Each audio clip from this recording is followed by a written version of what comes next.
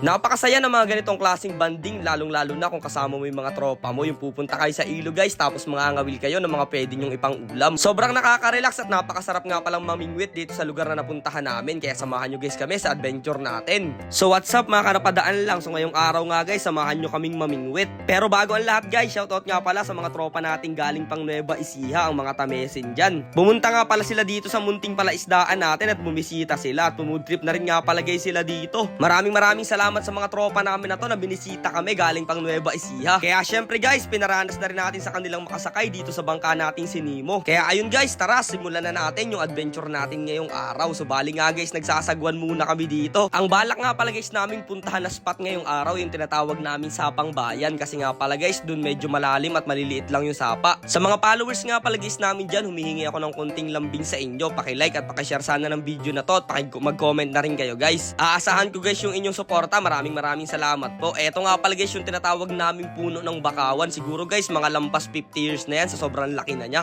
Pagkarating nga guys namin dito sa spot ay nagkasikaso na rin kami dito ng mga ipapain namin. Buhay na hipon nga pala guys ang nilalagay naming pain dyan. Tapos yung mga kawil naman guys ay nilalaglag lang namin dito sa gilid ng mga puno, kasi dyan guys nakatira yung mga ibang isda. Napakaswerte ko nga guys ngayong araw dahil nakahuli ako dito ng medyo maliit lang na lapu-lapu. Bubuhayin ko yan guys at aalagaan namin. Kaya nga pala guys marami tayong alagang lapu-lapu. Syempre pag nakakahuli tayo ng ganyang kaliliit ay pinapalaki natin. Tapos eto naman guys yung isda na tinatawag naming muang. Sobrang taba ng isda na yan. Kami nga pala guys nina Balong, nina Angelo ay nakalapag lang dito sa tubig. Tapos yung ibang kaibigan naman natin ay nasa bangka sila. Mga takot kasi guys mabasa yung mga yan, parang mga kambing ayaw maligo.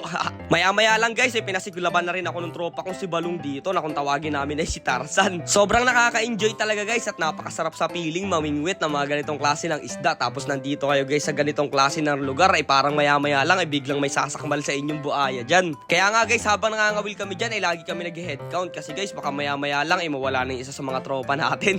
Kasi tingnan nyo naman guys yung itsura na pinagkakawilan natin. Grabe, parang yung napapanood ko lang sa movie na biglang may nawawala na isa tapos sinagpang na pala. Pero ganun pa man guys, wala nga palang buaya dito sa lugar namin. Wala kasi guys baha dito kasi maganda yung flood control.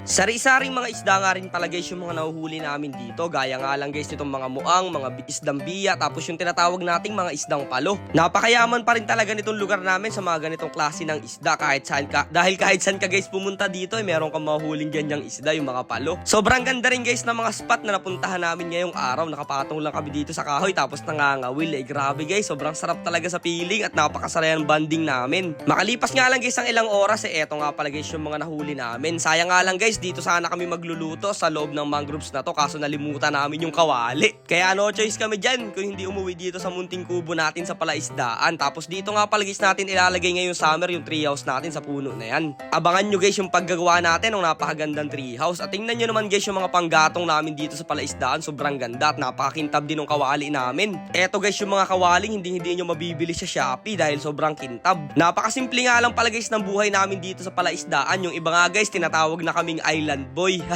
Sinama na rin nga pala guys namin sa pagluluto yung mga tira naming pamain na hipon. Tapos ayan, pinalutong lang namin yung mga nahuli naming isda. At ayun, sinimulan na rin kaagad namin kumain. Sinausaw nga lang pala namin yan sa mahalang na suka. At grabe, unang subo pa lang ng tropa nating si Angelo ay sobrang sarap daw. Kaya ayun, nainggit naman yung tropa nating si Balong, kaya sinundan na niya rin. At maya-maya lang guys, syempre sumunod din yung tropa nating si Miguel dyan. Siya pa naman daw guys yung pinakamaraming huli sa amin. Napakasarap at napaka-fresh nga pala nung nahuli natin. Sobrang crispy din guys at bagay na bagay sa dala nating suka. Kaya maraming salamat sa panonood guys. Abangan nyo yung next adventure natin.